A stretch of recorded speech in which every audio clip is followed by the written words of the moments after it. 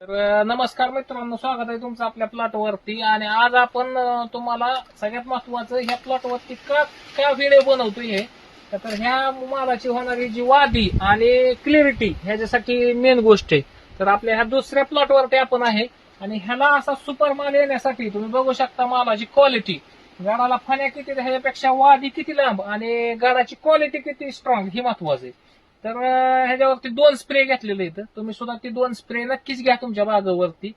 तर सगळ्यात महत्वाचं लॉंग बेरी आणि थ्रिप्सी असा जो आहे तो एक पंपाला 40 ml घ्यायचे.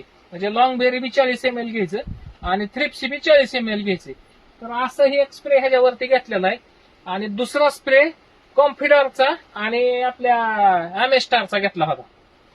तर ही जी 2 स्प्रे आहेत ती म्हणजे मालावरती चकाकी राहते, स्पॉट येत नाही, तर एकदम क्लिअरिटी तुम्ही बघू शकता. आणि वादा सगळ्यात महत्वाचं, तुम्ही वादा बघितलं तर इतीपेक्षा बी जास्त आहे वादा, तुम्ही बघू शकता. एक इतीपेक्षा जास्त वादा आहे.